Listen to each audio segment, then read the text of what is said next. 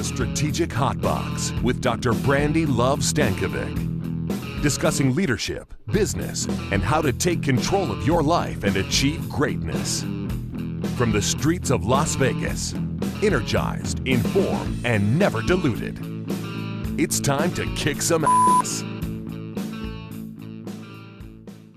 Hello, welcome to the Strategic Hot Box. It's your girl, Dr. Brandi Stankovic, and hello to Symantha. I'm so glad that you're here. Yay! We have a really fun episode today, and it's based on a term that Symantha just straight made up. So she messaged me. We connected via social media. We were chatting about the Hot Box, chatting about all things leadership, chatting about what we love about the work that we do, and she gave me the term, or she dropped the term, Friendtor. And I went, what? I love that. Did I not do maybe a super amount of A's in the word what? There was a bunch. And we just said we have to have this conversation over the Hot Box. So let's get started.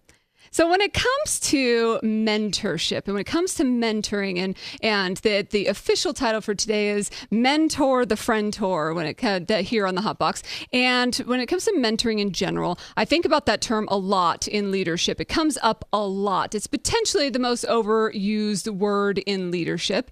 And it is something that a lot of people that are ending their careers or towards the end of their careers are wanting to do as part of their legacy. How can I reach out to a younger generation, emerging generation, and help them in their careers? Or for people that are young and excited and wanting more information, they're wanting to reach out to people that have been around the block to say, please help mentor me in my career and be part of my growth and development. And I think that that's part of what we want to do here on the Hot Box, is to provide the tools and success and tips and just things that are tangible for people to walk away with. We learn, we love, and we kick ass, and we want everyone to have that philosophy. And it is about people taking it and doing something with it. And the same is true with mentoring, that so often I will find that people in the mentoring component will get great advice, but unless you do something with it, it really just stays as great advice.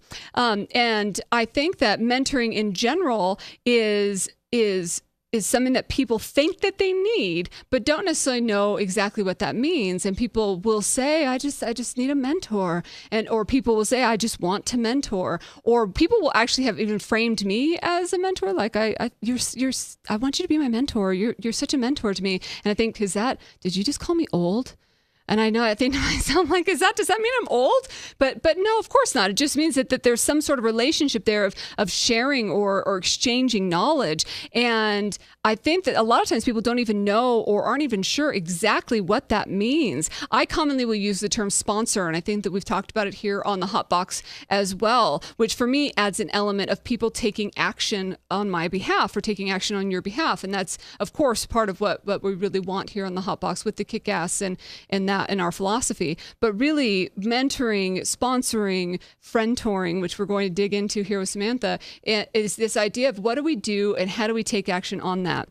Now, Anthony Chan, an author of Good People, said, the best mentors can help us define and express our inner calling, but rarely can one person give you everything that you need. And that's really interesting. Sometimes we think that there's this one perfect person out there that's standing on a soapbox or in a throne somewhere that's going to be the ultimate person.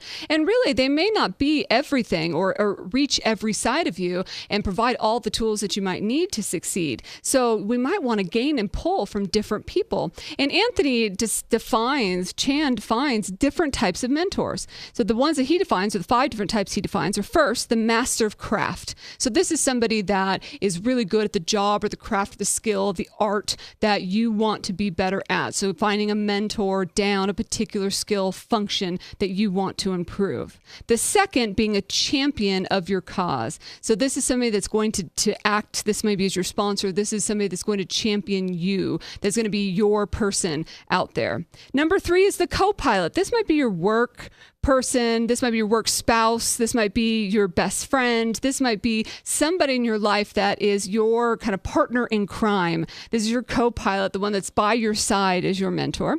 Number 4 is the anchor. Now, this is a really important mentor, and this is a really important role that Chan talks about, and that's the confidant, the sounding board, and sometimes best suited outside of your industry, because then can give a really objective view on things that are happening. So when you give explanations or you give ideas of what's occurring, that they can look at it without the emotional relationship that you might have with different things that are happening in your life. And so having that confidant or that external, that anchor in your life is really important. And number 5, the reverse mentor is kind of like when you become the mentee or when you're learning from the people that you are mentoring. And that's a really valuable and important lesson as well. And because mentoring really is, or having sort of relationship like that, really is a two-way street. It is a human relationship between two human people and human dynamics. And the mentee really has to be ready to give as much or if not more than the person or what they're asking from the mentor. Because I find so often when people have asked me to become mentors to them, they'll say, okay, I want you to be my mentor. Now what? Like I'm supposed to just have this perfect mentor package. Oh, well, so glad that you asked. Here, I'm going to deliver you this perfect mentor, outline of this is what it's like to be my mentee. Well, no, obviously not. But if you have some specific ask of a way that I can support you, then I would love to have further conversation about that. I've also had those situations where the opposite end of the spectrum is true, where people are like, can you be my mentor? And what I mean by that is to fill out this 45-page application of letters of reference for me for this thing. And oh, by the way, it's due next Friday, right? And so I think that there's been both ends of it. And so how can you create a give and take relationship where it's a mutually beneficial one? And I think most people are open to having those and figuring out a way to balance that from a time perspective, because it really is building on organic relationships. And we all want to be able to give. Most people, most leaders want to be able to give in the relationships that they're in. So I would like to formally introduce you to Symantha Sermino. She's a new friend and colleague and fellow ass kicker who has a good take on mentorship and a unique story of how she have found her own. She's a member business services program coordinator at Northwest Community Credit Union. She's also the president and legislative advocate for the Willamette chapter of Credit Union's board of directors. She's got her bachelor's in linguistics. Yeah. See, isn't that funny that you mess up? I messed up the word linguistics. That almost is like an oxymoron, is it not? That's like in the fact that I would mess up the word around language. Anyway, so she's got her bachelor's in a very fancy word and can really lead us down a direction of language. And from the University of Oregon, and you come to us all the way from Eugene. Yes. I bet it's beautiful and green there. It's gorgeous and probably raining today. And probably raining. We have a lot more sunshine here, but a lot less green. Thank you. Welcome. I'm so glad that you're here. Thank you for having me. Yay. So tell us a little bit about your journey in leadership. My journey in leadership began in the 4th grade. In 4th grade? So in Oregon, there's the Oregon Trail, of course. The game, or did you, We did a simulation in the class. Really? And I was brand new. I think it was my 3rd day of school. And my wagon team decided that I should be wagon trail leader. And that was my first taste of leadership. And you thought, okay, this is it. Was it anything like the game? Was it when you got the yellow fever and you had to go hunt for the buffalo? Nobody died of dysentery. Yeah, that was it. I remember that. Yes. Dying of dysentery. They cut that out of the 4th grade curriculum. I would hunt so much that my wagon train would break down because we couldn't carry the buffalo with us. I would remember I'd have to my kids would die left and right. And yeah. And you're still out there shooting rabbits. Don't ever tell my kids that, my actual kids that. That would be bad. That's neat. And so then did you know in that moment, was there an active moment in that of saying, I'm meant for this? Not really. It was kind of scary. And then over time, I just kept on volunteering to take on responsibilities. And I think when you do that repeatedly, people just kind of start to volunteer you. Sure. Right? Yeah. And then you find yourself in leadership positions that maybe you didn't ask for. And then all of a sudden it feels really good. And then you start looking for more. And that's kind of what has happened to me. And what I love about what you just said, and it's an important lesson for those that are watching and listening, is that the more you volunteer for things, the more you put yourself out there for things and say yes, the more that people, when they ask a question, will go, you know who will do this? It's Symantha. Do you know who else help me right now? It would be that person, because they're always the one that's willing to step up and say yes. I love that. And so what made you decide then, at what point did you say getting a mentor makes sense? Literally, I was told, you need a mentor. As I was asking people who are in positions that I want to hold, and people that I think of as having great success, what should I do? And they keep saying, get a mentor. Mm-hmm. What does that mean? Mm-hmm. Mm-hmm. And it is like a really big, somewhat overused term. Mm-hmm. And so then I had to define it. And that's when I started really looking, like, what do I want out of a mentor? Why do I need one? And that's when I started looking around me more and the existing relationships that I had, and was there anything there? So somebody came into your office and they're like, look, you're going to need a mentor. Was it one of those like tapping on the, honey, you need a mentor? Oh, sweetie. Oh, no, it was something like that? Or was it somebody just like, hey, the best strategy for you would be this? Or was somebody offered to be your mentor? Or how did that even? It's more asking, how did you get to where you are? A lot of people, their success story involves, well, I had this really great mentor, and it would be great if you could find one. Right. And look for that opportunity. People do say that a lot. If I only had this mentor. And I don't know that those people are as clear for me. Maybe I just had them. They were such strong role models that they aren't as clear of that one person changed my life, or that, you know what I mean? Mm-hmm. But there are a lot of stories like that where people will say, if it wasn't for this person, or if it wasn't for that, that's very true. And so someone said to you, seek that. Yeah. And so on like a vision quest and get a mentor. Yeah. I don't know. Did you hotbox somewhere out in the, drink too much tequila and, went on a long walk. Yeah, take some trail mix. Was it the Eagles? They like take some opiates, right? And I wouldn't know, but something like that out in the desert. But in the process of that, you sat down and you said, okay, what do I want out of a mentor, and what would serve me in this? And have you redefined that over time? I think it's always kind of evolving, because really what we need a mentor for is to build up for me personally, what I need a mentor for is to build up the areas where I am not as strong, and maybe where I need some more encouragement and growth. And so what I was looking for was those characteristics in other people that would help me not just have them themselves, but be able to recognize in me those areas that need growth and help water the grass. Yeah. So you went into finding a mentor to help you build up weaknesses. Mm-hmm. That's really interesting. And that's a great frame, because there's so many different frames at which to seek, right? I know that I have looked for different mentors to help align, or people I wanted to be aligned with, right? So to help nurture strengths, or to help, to build on weaknesses, or in some cases, I literally I want that mentor because I want to be around that person, or see, absorb, hear, everything from that human being. So there's a lot of different ways that people can go about that. Sure. Are there any others that you've used or heard people using? On the hows and whys somebody might seek?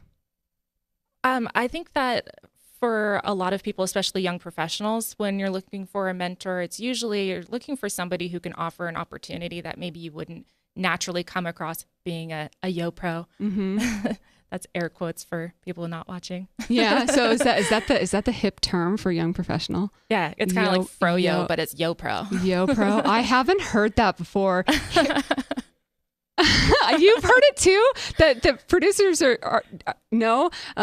Okay, so at least I'm not the only one. The producers, for anybody that we're not talking to ourselves here, the producers saying in our ears that they hadn't heard that term either. And thank goodness, because they're just lying to me, just so I don't seem like I'm the only one on the planet that hasn't heard that term. But nonetheless, yo pro. I feel so much cooler now that I know that term. I'm going to use that, and then I'm going to go somewhere and be like, that's not a term, that's not a thing. Symantha was lying to you. I tricked you. I missed April Fool's Day. Yeah, really. So in the grand scheme, a lot of young people will go after that particular frame, and that completely makes sense. And we as individuals should go for that. But having some sort of definition in mind is really important, because going into it open-ended can be really difficult for the person on the other end. Yeah, and so it's really important to have goals and share those goals with the person that you think is think of or has volunteered to be your mentor. Because like you said, it's kind of awkward and weird if you're just like, will you be my mentor? And then just give me whatever, you're my mentor now, hand it over. Right.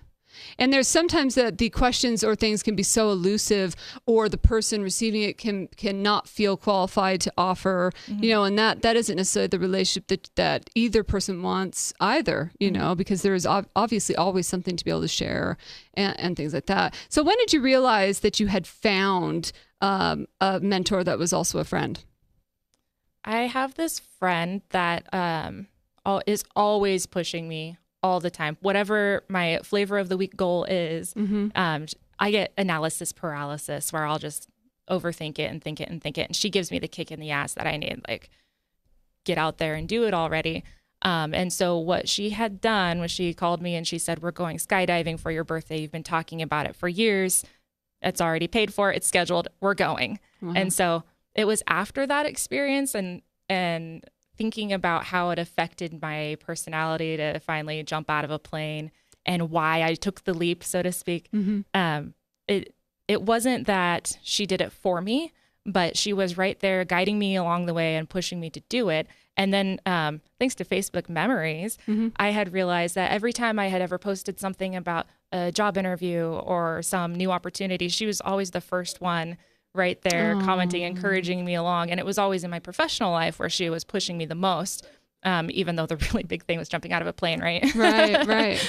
And so recognizing that, I let her know, like, hey, I think that you might be my mentor. Right.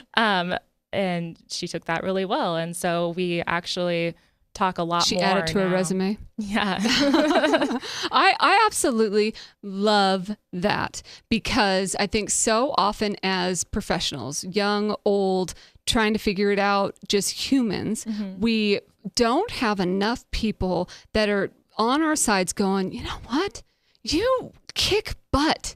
Because typically the people that kick butt the most don't get to hear it. It's true. Because the bosses don't have a boss telling them they're awesome. The board of directors doesn't stop by and go, hey, you're awesome, right? And as bosses, you tell your employees, or we have, you want to do recognition for the staff that you have, and not all bosses do, but good bosses do. But those good bosses don't get that kind of recognition. You don't have people stop by your office going, hey, you're a good boss. It's a different kind of methodology. It's a different environment. And so often that it can be isolating. The further you climb in your career, the more isolating things can become. And having somebody like that, a champion, a Friendtor, is the coolest thing ever. It really is. I mean, for her to just, and it was probably relatively easy for her to do, to stop and go, hey, you're amazing. And I just am rah for you on the side, or telling you to suck it up and push forward, make a decision, or whatever it is that she was energizing you to do is just so powerful and something that is just so needed for so many people. Yeah. And and you reached out right after I jumped out of an airplane. It was around the same time. Yeah. And yeah, I don't even have words for when I jumped out of an airplane. And you said that you would do it again, huh? Absolutely. Oh, yeah. No. Yeah, definitely. I don't share in that. No. I had no idea that I was interested in adrenaline.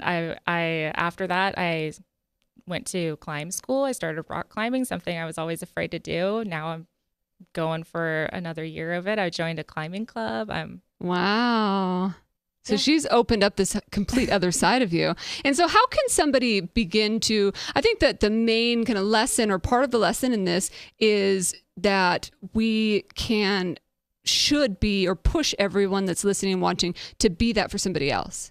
Because if you can stop for just a moment and give a high five to somebody around you, to say, hey, you're amazing, or you can do it, or push through, that those kind of words go a long way. They do. And so does a thank you. So if somebody does that for you, acknowledge that they took the time to do that. Tell them thank you, and then follow up with the result of what happened after that encouragement. How did it go? Yeah. What was the most surprising learning or aha moment for you? For mentoring, I was surprised to realize how much it's like dating. Oh, tell me more.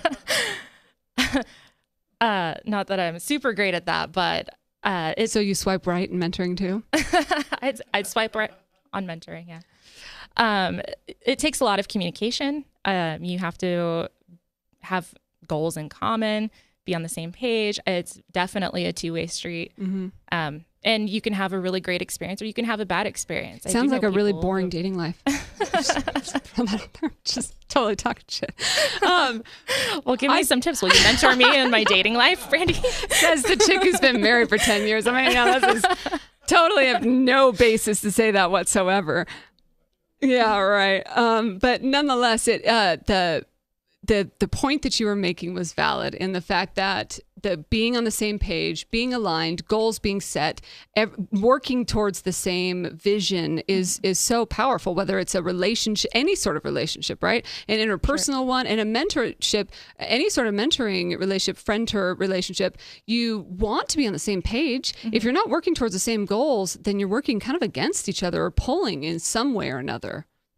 And you have to express a common interest too.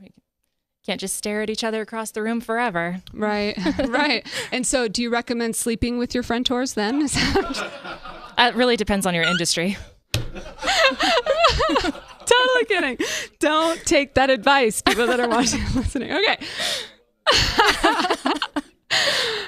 Okay, so what is the best piece of advice then for people that are seeking mentors?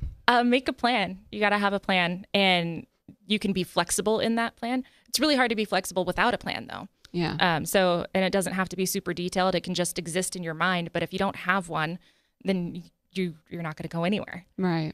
Right. That's great. Can you share a funny story?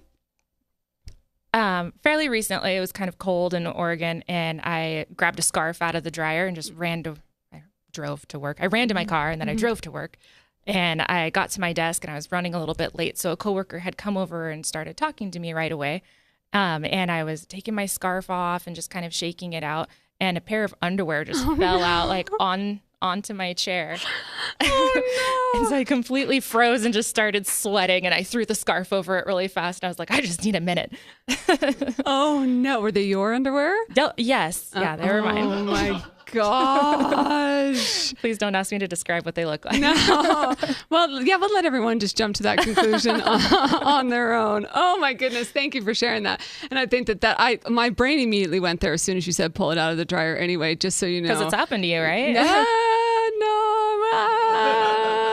was the second time for me. The first time it was stuck to my back. Oh my gosh. Dryer sheets. Yeah. Can I recommend dryer sheets? Need those. So you've already told us about being flexible in the plan. Do you have another bold action item or takeaway? Just jump, just go. Just if you're thinking about asking somebody to be your mentor, maybe it's a little weird to be like, hey, do you want to go steady? But express that is a need or a want that you're looking, and then would you be interested? But yeah, just share what's on your mind. You got to be open. Yeah, I mean, what's the worst that can happen if you reach out to somebody? What's the worst that could happen? They don't reply. Yeah. Right. I mean that even you reaching out to me after the skydiving call and whatever. I mean, the worst that happens is we don't connect, and then we don't get to spend this time together, right? Sure. But the best thing is that we are. Right. And the things that come from that and what builds and grows from that. So I think that's what life is capitalizing on those moments. Absolutely. So if people wanted to get a hold of you, how could they do that? Social media or? Social media is great. I love LinkedIn. LinkedIn is good. Twitter is also good. I am at Symserm. That's SYMSERM.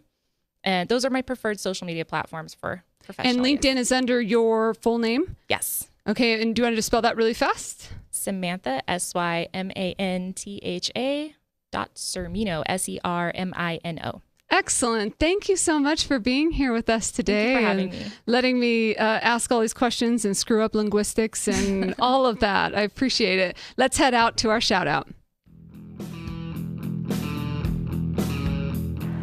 Hi, I'm Tara Brother from Tempe, Arizona, and I no longer have a poor, long commute to work because of the strategic hotbox. I have a kick-ass commute to work.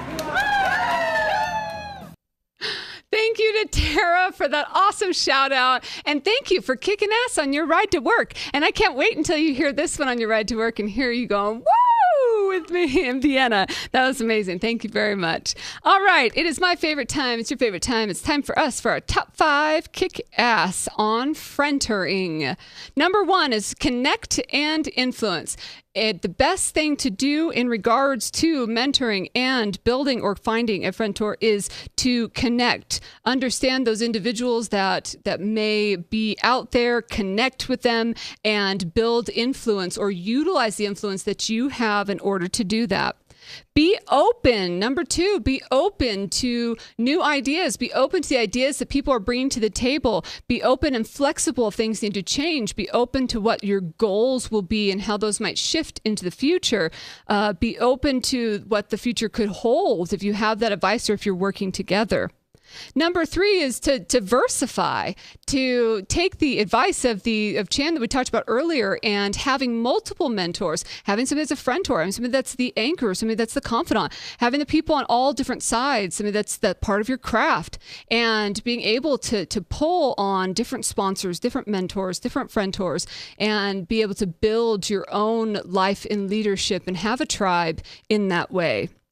Number 4 is to share the love yourself. So you want to be out there and have an ability to then give back. If you are receiving mentoring, receiving information, receiving the love from other people, making sure to share that love in the other direction. And then, of course, we can't finish the kick-ass without seeking a friendtor on your own. If you can seek those people in your life or seek to be a friendtor yourself, get out and tell the people around you how amazing they are. You'd be surprised once in a while if somebody pops in your brain. Take a moment, pause for 3 seconds, and send a text or send any sort of instant message social media app that you utilize. Send a message and say, "Hey, I'm thinking about you. You're amazing." And just I swear to you, it will brighten their day, and you don't know where they might be in that moment and how important it might be to hear from them. And so seek a friendtor and be a friendtor to others.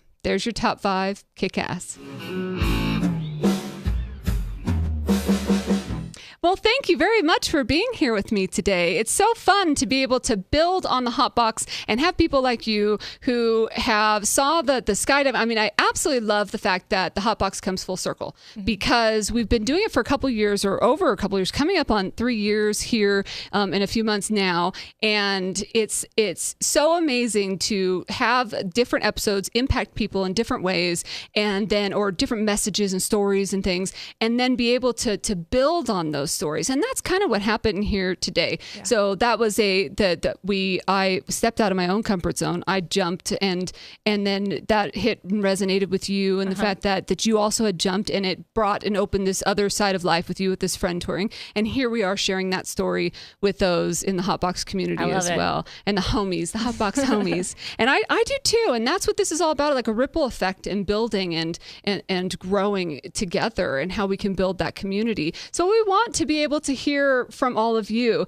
If there is a topic that you want to tackle here on the Hotbox, let us know. And just like Symantha did, if you have something that resonates with you, let us know. We'd love to build on it and grow from it and grow together as Hotbox homies all together. That's what it's all about. Reach out to us on the strategichotbox.com or, of course, Facebook or Instagram or Twitter at Strategic Hotbox or at Brandi Love, BRANDILUV. Would love to hear from you. Until we see you again, get out there and kick some ass.